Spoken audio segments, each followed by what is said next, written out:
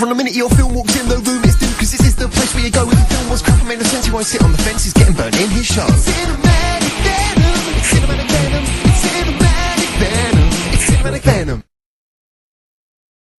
Well, the last musical surprised me, and it wasn't half bad. So hopefully this musical series will end with another good one. I mean, after all, it's Sunday and it's the day of rest. So without further ado, this is Chitty Chitty Chitty Chitty Bang Bang.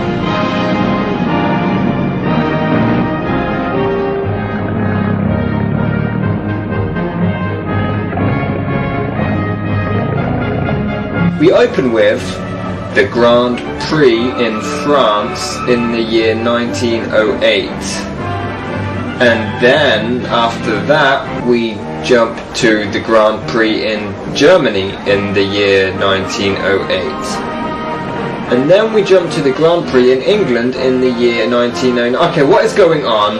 This is contributing absolutely nothing to what happens later on. There is absolutely no purpose for us watching this whatsoever. I could sit here and wave my socks at the screen for 6 minutes and it would have about as much relevance. Then we teleport to, oh, who gives a shit? What's this leap of old iron doing here? Old iron? I'll give you 10 bob for it. You dope it, Daft. This was once a great car. Won the Grand Prix 3 years running. Yeah, because 6 minutes of showing that was really necessary. You know, showing that guy just saying that line wouldn't have been enough. Because if he just said that line, we would all be sitting here wondering, gee, I wonder what that looked like and how boring it was. Mr. Coggins, you're not going to sell her, are you? Of course he's going to sell her. What do you think he's running here, a children's playground or something? But you can't take her away. She's not just any old car. She's ours. Not anymore, she ain't. Now look what you've done. You frightened her. She shivered. See, she's a very special car. God, my brain already hurts. Okay, so if you're still conscious, these kids like playing in a car. Like all kids that age, yeah, okay. And don't want their car sold and crushed, so they run home and accidentally cause this Mary Poppins rip-off to crash. Seriously, just look at her! A Dick Van Dyke musical with this woman in it. Can anyone tell me she's not a Mary Poppins rip-off? Give me a break. We're then introduced to the talentless brat's father, Dick Van Dyke. He fucks up an invention, tells Mary Poppins wannabe to piss off, and then cue annoying character number 5. Good afternoon, miss. Sorry I can't stop. I'm off to India. Gonna have a cup of tea with a Maharaja. Cheerio.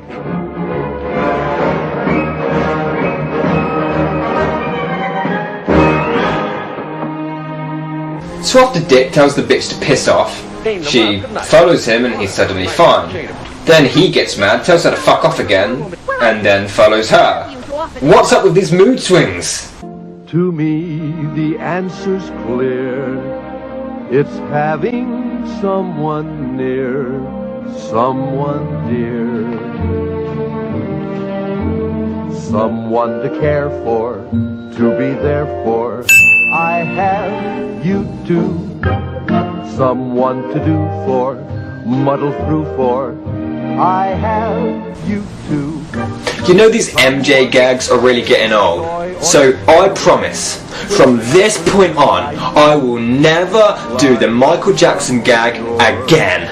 So they eat dinner with the crazy old guy who was outside a second ago, as the kids explain the tragedy of the car situation. He's a horrid, mean old man. Mr. Coggins? No, the junk man. He's going to take it away and put it in and burn it all up. It's terrible. You two, what are you going on about? Our car. Yeah, what kind of mean junk man would want to make a car? Junk.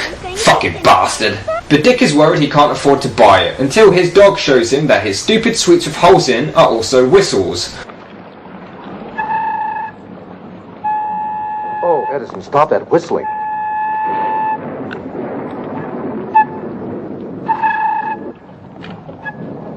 Edison? Hey, do that again. Everyone's amazed by them. Now, I know there are such sweets, but, well, why are they so genius? They're sweets you whistle through. Even for the 60s, this was pretty frickin' stupid. The boss of stupid ideas obviously agrees with me and turns Dick Van Lesbian down. Dick gets upset and starts stalking him along with wannabe Poppins as we get, of course, another song. Whistle the whistles you eat. Toot sweets, toot sweets, the eatable, tweetable treats. Guys, you know, you could, I don't know, kick them out. Sweet, toot, sweet, no longer need candy be mute. Don't waste your pucker on some all-day sucker. And don't No? cry on No, you're just gonna let them dance and sing around? Okay, that's cool too. But I guess he thought fuck it and wanted to be stupid, so he decides to light the fucking thing.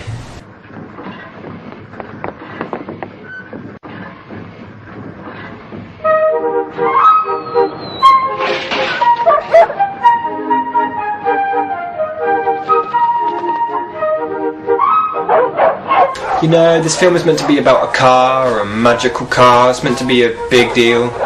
But no, it turns out it's also a dog whistle, as dogs destroy the film's set. Dick really shows his parenting skills now because he leaves his kids alone in the middle of the night to go to the fucking circus. He tries to make money from his haircutting experiment, but oh fuck it, you know the drill.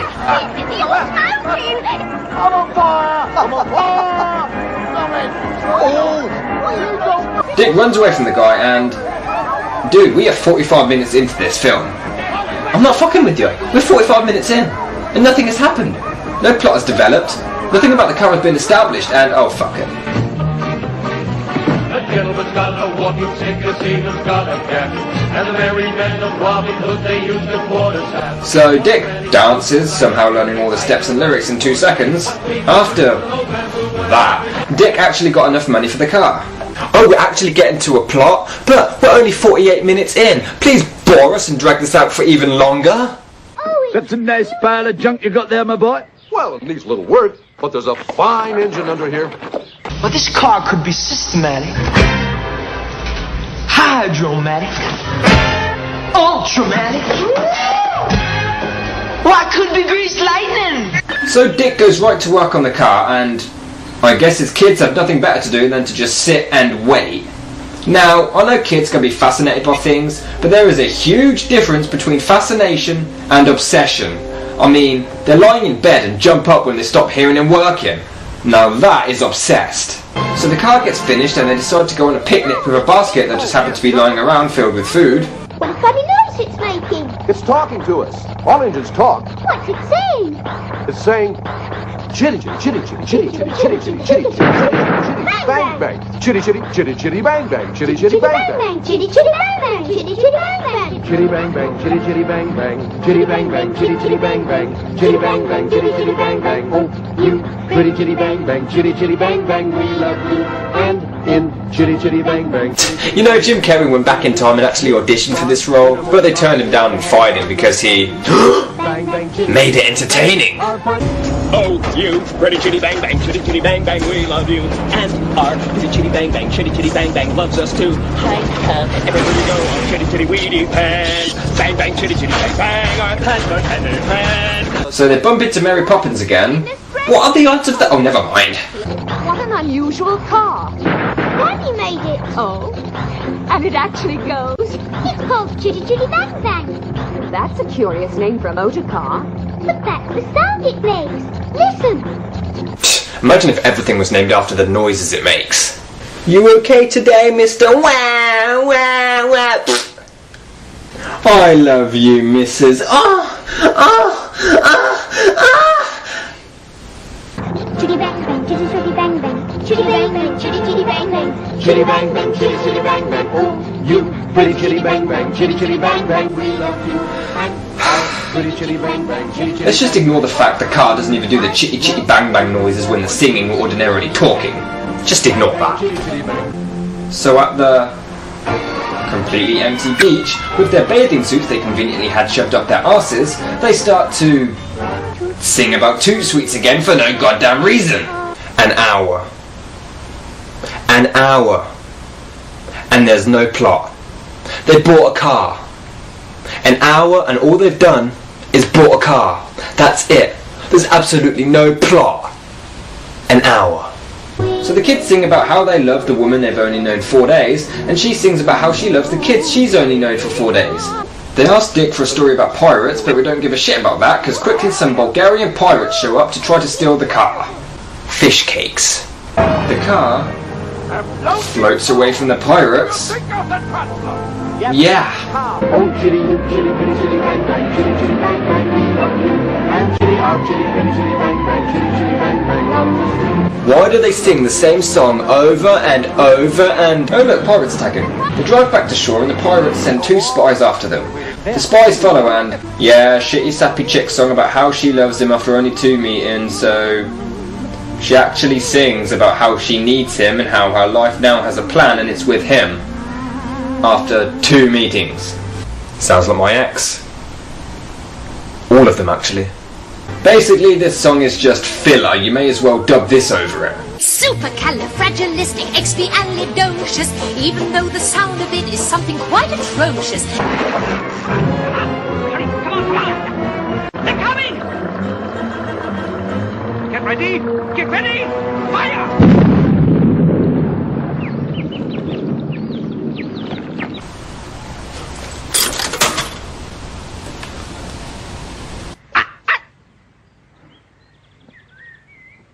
I have an idea.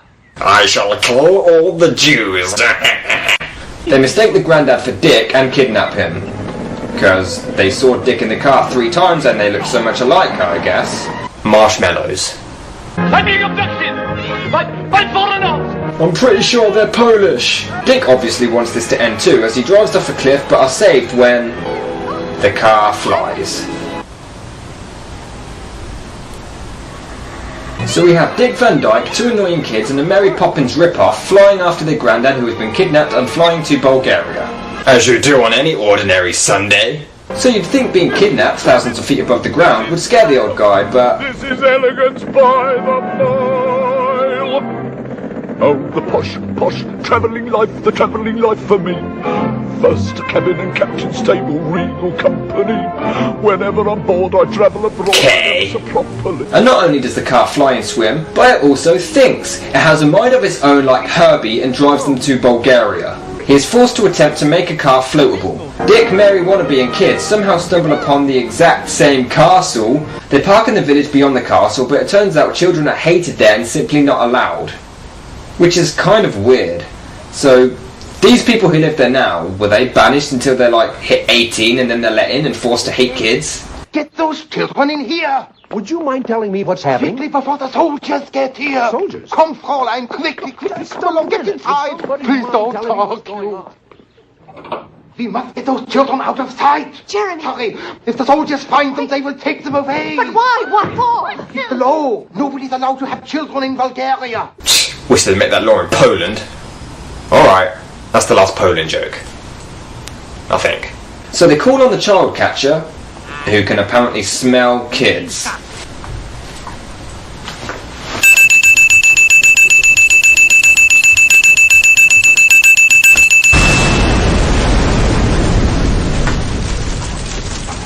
So apparently within 2 or 3 minutes they disguise themselves as jackasses in the box and the child catcher can't smell the kids. This is the witches all over again.